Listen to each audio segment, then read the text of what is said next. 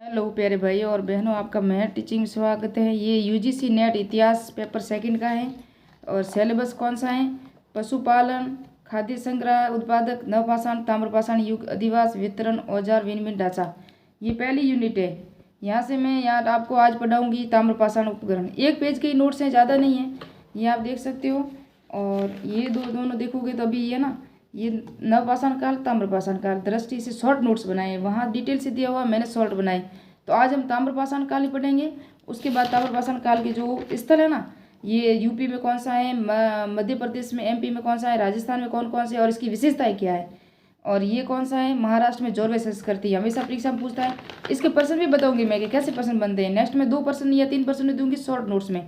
तो स्टार्ट करते हैं। ताम्रपाषाण काल संस्कृति के लक्षण क्या थे? तो पाषाण उपकरणों के साथ तांबे के औजारों की शुरुआत। पाषाण उपकरण यानी कि पत्थर के उपकरणों के साथ तांबे के औजारों की शुरुआत हुई थी। महत्वपूर्ण उपकरण और उसकी विशेषताएं क्या थी? तो पत्थर व तांबे के औजारों का आरंभ, जिससे वाणिज्य की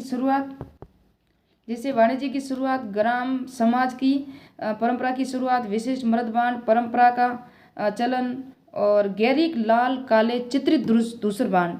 दूसरे जो मृदबाण होते ना, ये कहाँ से मिले थे? गैरिक लाल काले चित्रित। ये सब ताम्रपाषाण कालीन स्थल थे। कौन से थे? ताम्रपाषाण कालीन स्थल। उत्तरी काले चमकीले मृदबाण संस्कृतियों का चलन हुआ था ताम्रपाषाण काल में। वेरी इंपॉर्टेंट है, यहीं से प्रश्न पूछते हैं।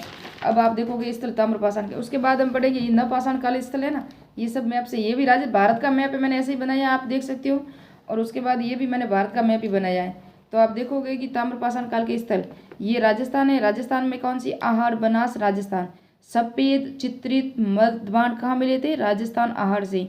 और पत्थरों का प्रथम प्रयोग, जहाँ पत्थरों का प्रयोग बना के दीवारें बनाई जाती थी, ये कहाँ था? ये भी राजस्थान। तांबे के उपकरण भी कहाँ मिले थे? राजस्थान से। और ये अब कौन सी है? राजस्थान से एक और मिले थे, ये देखो जयपुर के जोधपुर और नोह भरतपुर से भी इसके स्थल मिले। किसके? ताम्रपाषाण काल के स्थल मिले, है ना। नोह भरतपुर से लाल व काले मृदबाण मिले हैं। ये कई बार एग्जाम में आया है कि black and red and black white कौन सी संस्कृति है ना, ये सब नोह भरतपुर है। और जयपुर का जोधपुर दे देते, ये भी है। तो सैफई अंतरजी खेड़ा, ये यूपी में है। लोहे की 135 वस्तुएं, गैरिक मृदबाण की संस्कृति, सैफई मत्स्य बाला और जयपुर के जोधपुरा नोह भरतपुर में मिले थे। और सैफई से कौन सा मिला था? मत्स्य बाला कहाँ मिला था? जयपुर से। ताम्रपाषाण कालीन, ताम्र का बना हुआ। फिर दोहरी फसल के साक्ष्य, आपको पता है राजस्थान में दोहरी फसल के साक्ष्य कहाँ मिले थे? कालीबंगा में।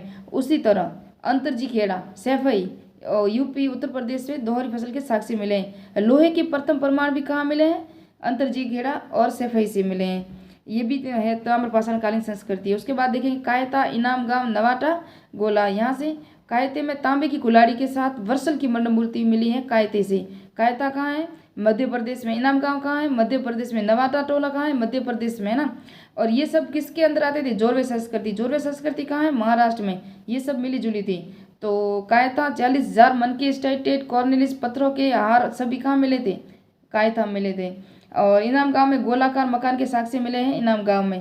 उसके बाद अंत्येष्टि कलश, किलाबंद बस्ती भी कहाँ मिली है? कायता, इनाम गांव और नवाटा गोला, है ना। इनाम गांव जोरवे संस्कृति की विशिष्ट बस्ती थी। उसके बाद अब हम देखेंगे जोरवे संस्कृति महाराष्ट्र में। यहाँ की स्थायी ग्राम जीवन का आरंभ माना जाता है। स्थायी ग्राम जीवन का आरंभ कहाँ माना जाता है? जोरवे से माना जाता है। इनाम गांव, जोरवे, नेवासा, देमाबाद तीनों ही जोरवे संस्कृति में वितरण थी। यानी तीनों, ये जो तीनों भाग है ना, यह इसी में विस्तृत थे। अभी बता दिया मैंने पूरा। नेक्स्ट में पढ़ेंगे नवपाषाण काल। मिलते हैं शॉर्ट वीडियो में नेक्स्ट पॉइंट में।